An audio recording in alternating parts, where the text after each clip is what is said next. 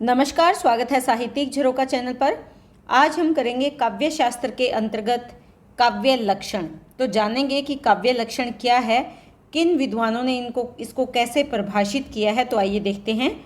देखिए, सबसे पहले बात करें यहाँ पर काव्य की। काव्य क्या है? कवि के द्वारा जो कार्य संपन्न हो उसे क्या कहते हैं? काव्य कहते हैं। लक्षण किसी वस्तु अथवा विषय के असाधारण अर्थात विशेष धर्म के विषय में कथन करना उसका लक्षण कहलाता है। अर्थात कोई वस्तु या विषय जिसमें कुछ विशेष बात है उसे उसका लक्षण कहते हैं। काव्य शब्द की व्युत्पत्ति की अगर बात करें तो काव्य शब्द कवि में यह प्रत्यय के योग से बना है, जिसका अर्थ क्या होता है? कवि का कार्य या कर्म। काव्य लक्षण से अभिप्राय क्या है कि काव्य का स्वरूप, काव्य का अर्थ, काव्य की परिभाषाएं, ये काव्य लक्षण कहलाती हैं। काव्य के लक्षण को जानने के लिए हम इसे 3 भागों में बांटेंगे। एक संस्कृत के आचार्यों के द्वारा दिए गए जो काव्य लक्षण है, दूसरा हिंदी के आचार्यों के द्वारा दिए गए काव्य लक्षण, और तीसरा पाश्चात्य आचार्यों द्वारा दिए गए काव्य लक्षण। जो हिंदी आचार्यों द्वारा दिए गए लक्षण हैं इसे 2 भागों में बांटेंगे। एक तो भक्ति काल में, भक्ति काल के कवियों के या आचार्यों के द्वारा जो बताया है, दूसरा रीतिकाल, रीतिकाल 3 करेंगे इसे। तीसरा क्या है? जो आधुनिक काल के विद्वान हैं, आधुनिक काल, जो आधुनिक काल के विद्वानों ने इसको परिभाषित किया है वो भी हम यहाँ पर जानेंगे। तो एक तो संस्कृत के आचार्यों ने जो काव्य लक्षण बताए हैं, हिंदी आचार्यों ने जो काव्य लक्षण बताए हैं उसमें भक्ति काल और रीतिकाल, और तीसरा क्या है? आधुनिक काल। कुछ जो व्याख्याता हैं वो भक्ति काल और रीतिकाल को एक ही समय में डाल देते हैं और आधुनिक काल को अलग निकाल देते हैं। तो आप जैसा चाहें वैसा कर सकते हैं। यहाँ पर हिंदी आचार्यों में अगर आप चाहें तो भक्ति काल और रीतिकाल और आधुनिक काल के 2 पॉइंट भी आप यहाँ पर बना सकते हैं। पाश्चात्य आचार्यों के द्वारा दिए गए काव्य लक्षण, ये हम तीसरा पॉइंट यहाँ पर बनाएंगे। तो आइए देखते हैं। सबसे पहले बात करते हैं संस्कृत के आचार्यों के द्वारा दिए गए काव्य के लक्षण। यहाँ पर संस्कृत के आचार्यों ने जो काव्य लक्षण दिए हैं उसमें सबसे पहले किसकी बात हम करेंगे? अग्नि पुराण की। अग्नि पुराण के जो रचयिता है वो अज्ञात है, इसीलिए इसे अग्नि पुराणकार कहा गया है। भारतीय काव्य शास्त्र में काव्य लक्षण सबसे पहले अग्नि पुराण में मिलते हैं। इसके अनुसार अगर हम देखें, संक्षेपाद वाक्य मिष्टार्थम व्यच्छिन्ना पदावली काव्यम सफुर्दलकारम गुणवद दोष वर्जितम। तो यहाँ पर कहने का भाव क्या है? संक्षेप अर्थ में, संक्षेप में एक विशेष अर्थ यानी इष्ट अर्थ को जो व्यक्त करने वाली है, और वो कैसी? अविच्छिन्न पदावली क्या है? काव्य है। और इस काव्य में उन्होंने काव्यम सफुर्दलकारम, कुछ अलग, जैसे काव्य में क्या बताए हैं? कुछ अलंकार, गुण व दोष वर्जितम, यानी कुछ अलंकार होने चाहिए, उसमें कुछ गुण होने चाहिए, लेकिन उसमें वो दोष रहित हो। वर्जित का मतलब वर्जित होना या रहित होना। तो कहने का भाव क्या है कि जो इसमें विशेष अर्थ है, इष्ट अर्थ, इष्ट अर्थ, जो एक अर्थ निश्चित किया गया है वो उसमें अर्थ हो, और उसको इष्ट अर्थ को संक्षेप में व्यक्त करने वाली जो वाक्य है वो कैसा, किस में हो? अविच्छिन्न पदावली में काव्य की रचना हो, और वो काव्य कैसा हो? अलंकारों और गुणों से युक्त हो और दोष से रहित हो। उसको क्या इन्होंने माना है? काव्य का लक्षण माना है। इनके बाद देखते हैं भरत मुनि। देखिए, संस्कृत आचार्यों में भरत मुनि का विशेष स्थान है। इनकी प्रमुख रचना है नाट्यशास्त्र। इसमें ये क्या करते हैं? अर्थ क्रियोपेतम काव्यम, अर्थात अर्थ और क्रिया से युक्त रचना ही क्या है? काव्य है। आचार्य भामे की अगर बात करें, इनका समय 6वीं शताब्दी माना गया है और इनकी रचना कौन सी है? काव्य अलंकार। इसमें क्या कहते हैं? शब्दार्थों सहितो काव्यम, अर्थात शब्द और अर्थ के सहित जो लिखा है वही क्या है? काव्य है। अर्थात उसमें विशेष शब्दों के साथ एक विशेष अर्थ भी होना चाहिए। उसको इन्होंने क्या कहा है? काव्य कहा है। अर्थात कहने का भाव क्या है कि सहितो, सहित यानी सहभाव, सहभाव, शब्द और अर्थ के साथ, सह भाव को क्या कहा है, काव्य कहा है। उसके बाद आचार्य दंडी की अगर बात करें तो आचार्य दंडी का समयकाल 8वीं और 9वीं शताब्दी है। ये इनकी जो प्रमुख रचना है वो काव्यदर्श है। यहाँ पर ये क्या कहते हैं, शरीरम तावदिष्टार्थ है व्यवच्छिन्ना पदावली, अर्थात इष्ट अर्थ तावदिष्टार्थ है, इष्ट अर्थ से युक्त अविच्छिन्न जो पदावली है वो उसका शरीर मात्र है। तो यहाँ पर उन्होंने किसको कहा है, जो शब्दावली है उसको विशेष अर्थ से युक्त अविच्छिन्न पदावली क्या है, वो क्या है, पदावली उसका शरीर मात्र है, किसका, काव्य का। यहाँ पर अगर आप चाहें तो भामा की परिभाषा भी इसमें शामिल कर सकते हैं, शब्दार्थो सहितो काव्यम, जो भामा की परिभाषा हमने यहाँ पर डाली है। देखिए आपको जो इनमें से परिभाषाएं आसान लगे वो परिभाषाएं आप इनमें से कर सकते हैं, वो निर्भर करता है कि आपका प्रश्न कितना ज़्यादा लंबा आएगा। उसके अनुसार आप सभी प्रमुख जो आचार्य हुए हैं उनकी परिभाषाएं आप यहाँ पर दे सकते हैं। इसके बाद आचार्य वामन हैं, इनका समयकाल 8वीं शताब्दी है। रचना इनकी क्या है, काव्य अलंकार सूत्रवृत्ति। इसमें ये क्या कहते हैं, गुण और अलंकारों से युक्त अर्थात गुणालंकृत्यो शब्दार्थो काव्य शब्दों विद्यते। तो इन्होंने भी गुण और अलंकार से युक्त शब्दार्थ को ही क्या कहा है, काव्य कहा है। इसके बाद आचार्य आनंदवर्धन को अगर देखें तो इनका समयकाल क्या है, 9वीं शताब्दी है। रचना कौन सी है, ध्वन्यालोक है। ये कहते हैं शब्दार्थ है शरीरम तावत काव्यम, अर्थात शब्द और अर्थ जिसका शरीर है वह क्या है, काव्य है। यानी शब्द और अर्थ जिसका शरीर है वो काव्य है। उसके बाद यहाँ पर भोजराज की परिभाषा देखें। यहाँ पर जो भोजराज हैं उनका समयकाल क्या है, 10वीं शताब्दी का पूर्वार्ध है। रचना इनकी सरस्वती, कंठाभरण और श्रृंगार प्रकाश इनकी महत्वपूर्ण रचनाएं हैं।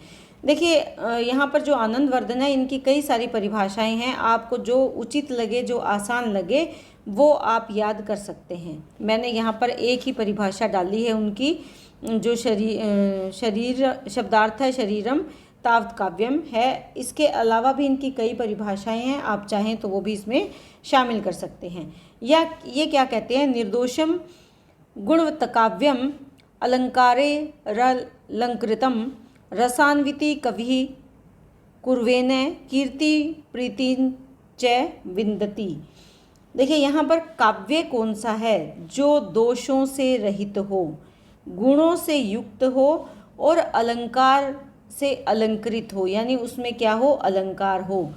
रसान्विति यानी रस से युक्त, यह कवि की कीर्ति और उसकी प्रीति को बढ़ाने वाला हो, वही क्या है, काव्य का लक्षण है। तो ये किसकी है, भोजराज की। देखिए मेरी संस्कृत कोई ज़्यादा बहुत अच्छी नहीं है, तो मैं प्रयास कर रही हूँ आपको समझाने का। उम्मीद है कि आप समझ पाएंगे, और जिनकी संस्कृत बहुत अच्छी है वो इनको मेरे से ज़्यादा शायद अच्छी तरह से बच्चे पढ़ पाएँ। पर मेरा एक छोटा सा प्रयास है आप लोगों को ये प्रश्न करवाने का, तो इसे प्लीज़ आप अनदेखा करें, या मैं जो गलतियाँ कर रही हूँ उनको आप माफ़ करें। इसके बाद आचार्य मम्मट की यहाँ पर जो परिभाषा है वो क्या कहते हैं, इनका समय, आचार्य मम्मट का समयकाल क्या है, इनका समयकाल है 11वीं शताब्दी। और ये क्या कहते हैं, तद्दोषो शब्दार्थो स गुणावलंकृति पुनः क्वापी। रचना इनकी कौन सी है, काव्य प्रकाश, ये आप ध्यान में रखेंगे। अर्थात जो दोष से रहित हो, शब्द और अर्थ से युक्त हो, गुणों सहित हो, और कभी कभी अलंकार रहित भी हो सकता है, वो क्या है, वो काव्य का लक्षण है। इसके बाद आचार्य विश्वनाथ की परिभाषा है, ये क्या कहते हैं, 14वीं शताब्दी में इनकी रचना कौन सी है, साहित्य दर्पण।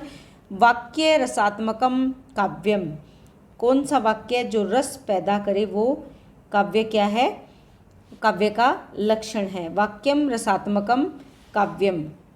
तो इन्होंने किसको महत्व दिया है, इन्होंने उस वाक्य को महत्व दिया है जो रस से युक्त हो, उसे इन्होंने क्या कहा है, काव्य कहा है। इसके बाद हिंदी आचार्यों के द्वारा जो परिभाषाएं दी गई हैं, हमने हिंदी आचार्यों को 2 भागों में बांटा था, 3 में भी बांट सकते हैं। एक भाग जो भक्तिकाल और रीतिकाल, और दूसरा क्या है, जो आधुनिक हिंदी आचार्य हैं।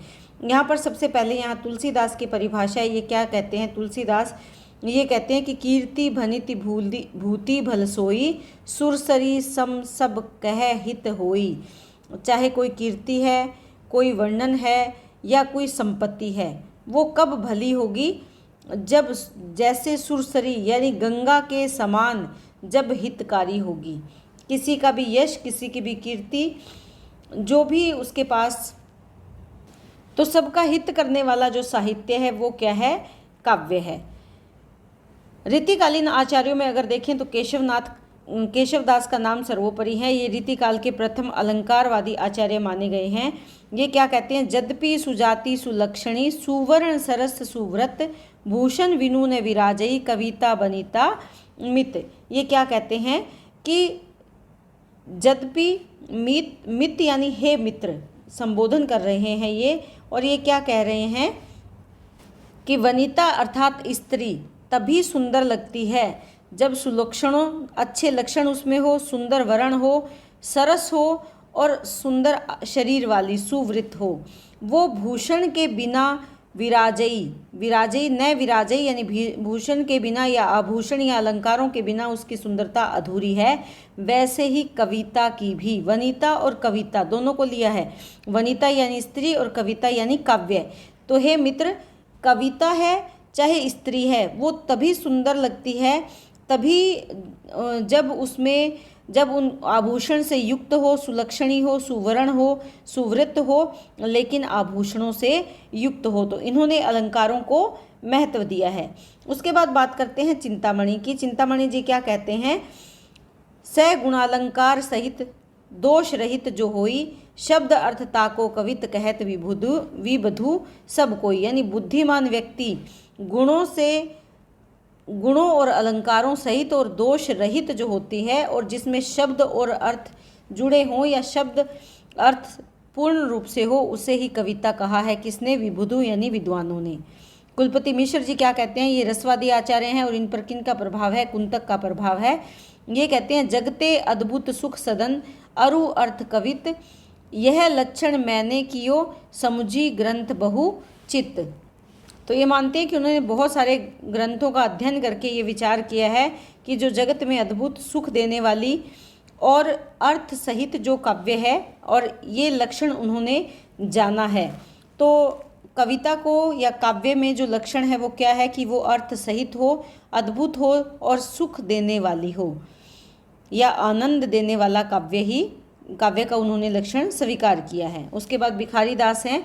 ये रस कविता को अंग भूषण है, भूषण सकल गुण स्वरूप और रंग दूषण कुरूपता को इन्होंने स्वीकार किया है। किसने? भिखारी दास ने। तो जो दूषण यानी दोषों की कुरूपता नहीं होनी चाहिए, गुण होने चाहिए, सरूप और सरंग, रूप और रंग सहित उसमें गुण होने चाहिए।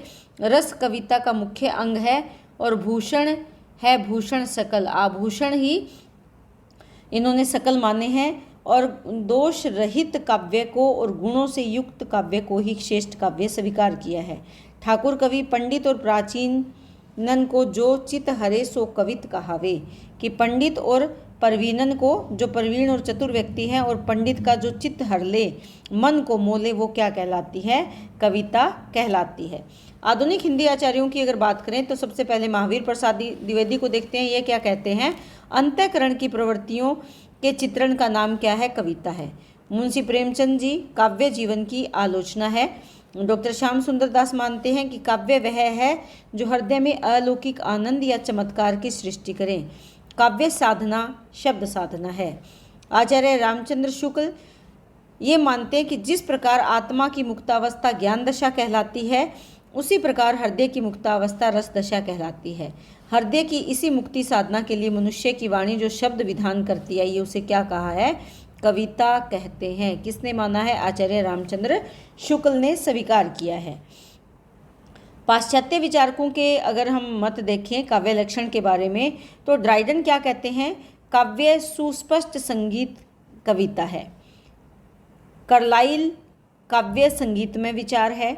वर्ड्सवर्थ कविता हमारे प्रबल भावों का सहज उद्रेक है। विल्सन ने माना है कि भावनाओं से रंजित बुद्धि ही काव्य है, भावनाओं से, भाव को महत्व दिया है। जॉन मिल्टन, सरल, प्रत्यक्ष तथा रागात्मक अभिव्यक्ति क्या है? काव्य है। एडलर एलन क्या मानते हैं? सौंदर्य की लयपूर्ण सृष्टि ही काव्य है। मैथ्यू आर्नल्ड ने कविता मूल रूप से जीवन की आलोचना स्वीकार किया है। कॉलरिज ने सर्वोत्तम शब्दों का सर्वोत्तम कर्म किसको माना है? कविता को माना है। तो ये पाश्चात्य विचारकों के मत है। देखिए, जो काव्य लक्षण है इसमें जो बताए विचार हैं वो आपको समझने के साथ साथ आपको रटने ही पड़ेंगे, क्योंकि सभी विद्वानों की अपनी अपनी परिभाषाएं हैं, अपने अपने विचार हैं, तो उनको उनके नाम के साथ सही तरीके से याद करना बहुत ज़रूरी है अगर आपको ये उत्तर लिखना है। तो काव्य के लक्षण, किसी ने संगीत को माना है, किसी ने उसे संगीत में माना है, किसी ने कहा है कि प्रबल भावों का उद्रेक है। तो ये जैसे संस्कृत के आचार्यों ने अलग अलग गुण और अलंकारों को महत्व दिया है, रस को महत्व दिया है, उसी प्रकार जो रीतिकाल के आचार्य हैं उन्होंने अपने विचार दिए हैं। जो आधुनिक काल में अगर देखें, भक्ति काल और रीतिकाल के बाद जो आधुनिक साहित्य के विद्वान हैं उनके अपने विचार हैं, और पाश्चात्य आचार्यों के द्वारा या पाश्चात्य विचारकों के द्वारा जो काव्य लक्षण बताए गए हैं वो उनके स्वयं के विचार हैं। तो आपको इनके नाम के साथ इन विचारों को अच्छे से याद करने से ही ये प्रश्न का उत्तर आप लिख सकते हो। परंतु उम्मीद करती हूँ कि आपको समझ में आया होगा। कमेंट करके ज़रूर बताएं और इसी तरह चैनल से जुड़े रहें। लाइक, शेयर, सब्सक्राइब ज़रूर करें।